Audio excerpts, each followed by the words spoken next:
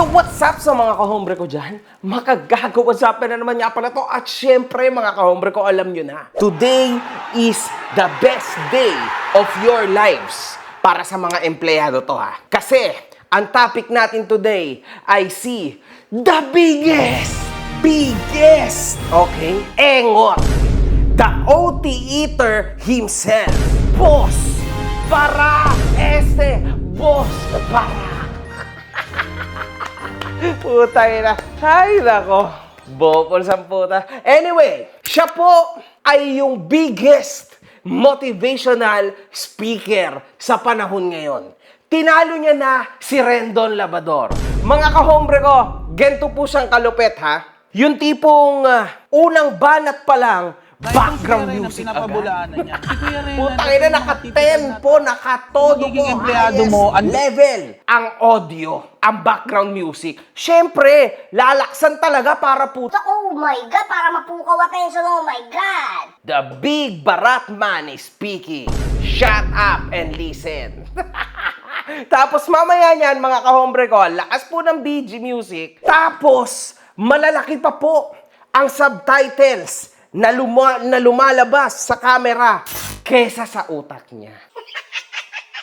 Ngayon, mga kahombre ko, ang ipinaglalaban po nitong tao na to, yung hindi na daw kay para magbayad ng OT, yung mga employer sa mga empleyado. Unang salita pa lang, no?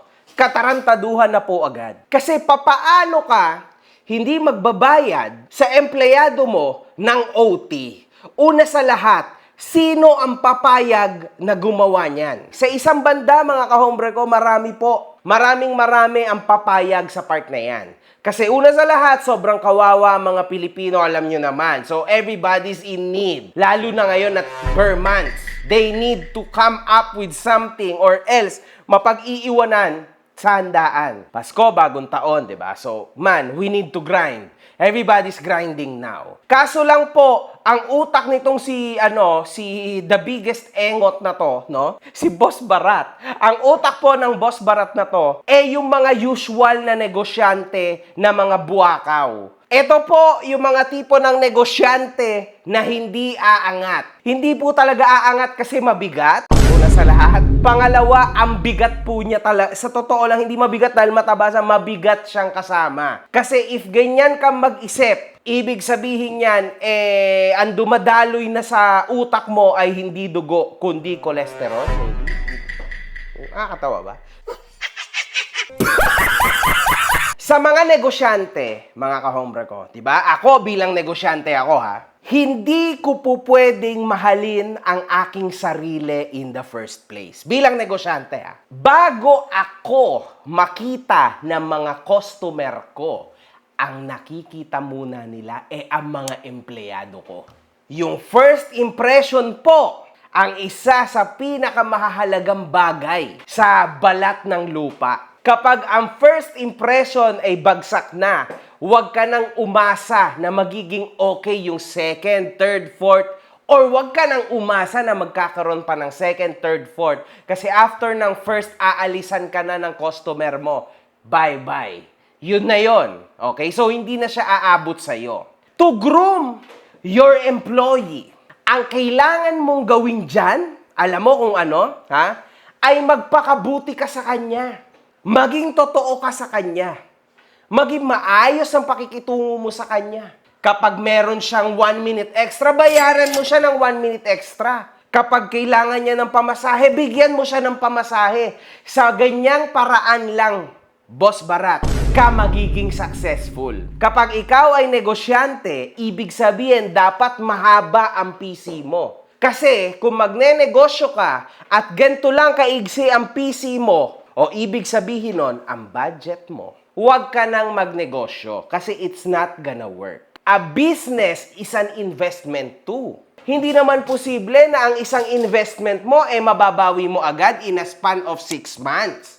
Walang ganon, mga kahombre ko. Minimum ang ROI niyan ay nasa 3 hanggang 5 taon max. After nun, saka ka lang makakabawi, saka ka lang aangat-angat, luluwag-luwag sa buhay. That's life. And it's the same thing as having a business. Dapat mahaba ang PC mo. Ibig sabihin, sa PC mo na yon, Barat, Boy Barat, o Boss Barat, dapat kasama na doon yung pagmamahal at pagtingin mo sa iyong employees. Yan ang totoong motivational speaker, abnormal ka. Papaano magkakaroon ng sariling negosyo ang iyong mga employee? Kasi madalas niya po sinasabi na ang mga gusto ko kasi mga business partners, yung mga dati kong employees na alam niyo, papaano magkakaroon ng negosyo ang mga employee mo kung binabarat mo sila? Paano magkakaroon ng negosyo ang mga empleyado mo kung hindi mo sila binabayaran ng OT? Itong sinasabi mo na to, gusto ko maging one day mga business partners ko, yung aking mga employee. Kasinungalingan yon. Or else, pagpapaasa lang yon sa tao. Ang ginagawa mo sa mga empleyado mo, pinipiga mo sila hanggang sa matuyot. Ang pigain ng pigain ang mga tao mo. This is the very, very sad part. And actually, usong-uso po ito sa komunidad natin dito sa Pilipinas. Usong-uso na ginagamit ang kanilang mga trabahador. Extra works, 'di ba? Walang pagtingin, walang pakialam kahit ilang oras, I don't care, man. Bahala ka na sa pagkain mo, bahala ka na sa lahat, basta you work for me. Kaya dito sa Pilipinas, tama walang kahit isang empleyado na yumayaman. Correct. Dahil po sa mga ganitong klaseng mentalidad na mga employers. Tulad niyan, si Boss Barat. Ganyan po sa Pilipinas. Okay? Baka nga bukod tangi itong bansang to na kung saan uso pa rin yung tinatawag na slavery. Ibig sabihin, ang pagtatrabaho ng libre. Ibig sabihin, yung OTTY na sinasabi niya. Overtime, thank you. No. Where I came from, sa Europe, it's never like that. Kapag nagtrabaho ka ng 1 minutong extra, man, I pay you. Dito sa bahay ko, marami akong kasambahay. Kapag meron akong bisita, putay na extrahan ko sila. Kasi ang bayad ko lang sa kanila, yung pagsilbihan ako. Hindi yung pagsilbihan yung ibang tao. So kapag meron akong ibang mga bisita, may ibang dumating dito, medyo na-aberya yung oras nila, na instead na hanggang alas 8 lang ang trabaho nila, naging alas 12, alauna, ibig sabihin, kailangan ko silang bayaran. Ang question ko sa'yo, bakit ikaw hindi mo kaya na gawin yan?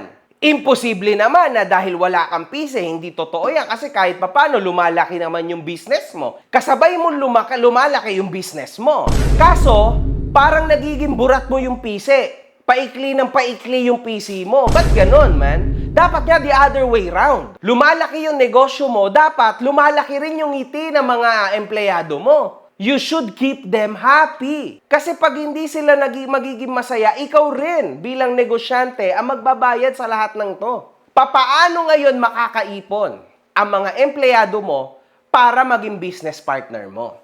Diba, sinungaling ka? Pero tama din naman ang mindset mo. Malupit kang barat ka. Tama na ang naging mindset mo ay nagtayo ka ng sarili mong negosyo para hindi ka maging empleyado. Talino ang kupal ka. Alam mo, minsan, I think, sa aking pananaw, parang ikaw ay yung isa sa mga battered na mga empleyado. Feeling ko, sa'yo to ginawa ng luma mong employer na ngayon, dahil frustrated ka, gusto mong makabawi, 'di ba, sa sarili mo because you felt neglected of your OTs. Gusto mo 'yan ngayon ibalik sa mga empleyado mo. Unfortunately, your life is different. You are a different person. Your luck. Kasi alam nyo, 90% ng negosyo ay pure luck. 90% ng pagiging sikat ay pure luck. Yung luck mo ay iba sa swerte ng mga tao. Magkakaiba po tayong lahat. Merong mas maagang yumayaman, mas maagang bumabagsak, mas matagal yumayaman, pero habang buhay mayaman. Gets mo? Bakit mo ibibigay yung frustration mo sa mga tao? 'Di ba? Sa mga empleyado mo. By only thinking, kahit papano, na Huwag kayong mag-alala, guys. Ganito yung naranasan ko Dahil hindi ako binayaran ng OT, nagpursigi ako. Di ngayon, di ba? Ako na yung boss ng sarili ko. sa tingin mong gunggong ka, magiging ganyan ang buhay nila tulad ng sayo? Siyempre hindi. You're one of one. Wala namang mahirap na nagkaroon ng ugali mo eh. Madalas sa mga nanggagaling sa mababa ay merong pagtingin sa mga kapwa niya mababa. Kasi dapat ikaw yung may paningin sa kanila. Ikaw yung dapat na mas nakakaramdam ng hinagpis nila because you came in a perfect same situation. So bakit ang nangyayari, instead na maging ayos kayo, maging ayos ka sa kanila, nagiging baliktad. Gusto mo silang paluin sa puwet, okay? Ipa-daily palo sila sa puwet para lang maging okay ka. Para lang ma-feel mo na good ka. That's totally slavery ang tawag dyan. Tandaan nyo, mga kahombre ko, tandaan nyo, Pilipinas, ha? Once na nagtrabaho ka na ng libre, that's called slavery. Huwag po kayong papayag kasi isa po yan, okay, sa mga pinanindigan ng ating mga trabahador. Okay? Kaya tayo umabot sa ganitong kaayos na sistema, sitwasyon sa ating sa workplaces natin dahil sa mga tao na yon. Huwag nyo pong sayangin ang pinaglaban ng mga tao na yon. Okay? Yung mga karapatan nyo, karapatan pantao na yan, mga kahombre ko. Oh my God, man. Sino ba namang magtatrabaho ng libre? Eto, real talk. Parak, payag ka ba na magtrabaho ka 2 oras, OTTY din, sa talyer? Yun lang, try mo. Sa talyer ka magtrabaho. Ewan ko na sa'yo. Puta, baka kinabukas. Hindi ka, no?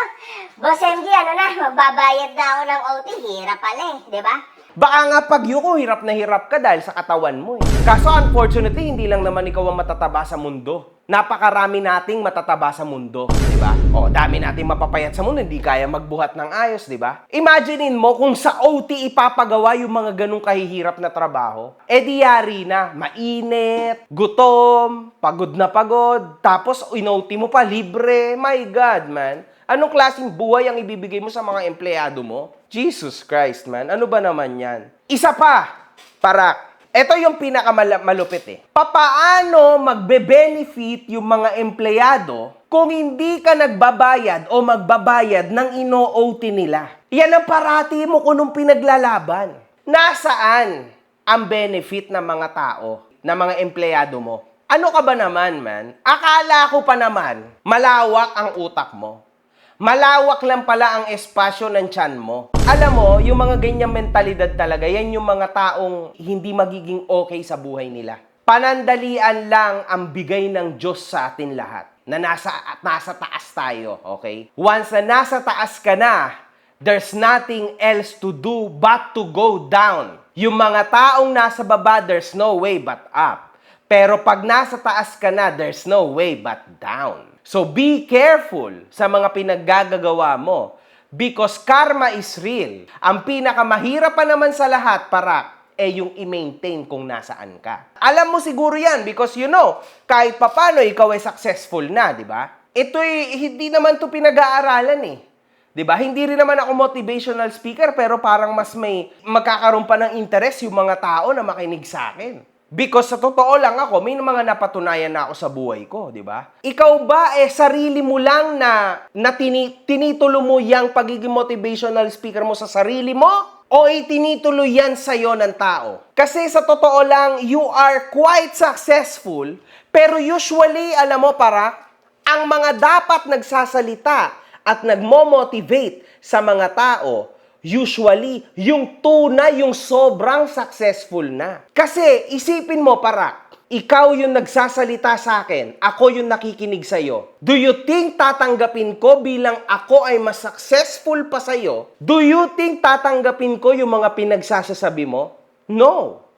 Alam mo kasi, Parak, for you to have more beliefs sa mga pinagsasasabi mo, you should be super successful first. Can you say na super successful ka? Can you say na millionaire ka? Bakit lagi ko dinadamay ang pera?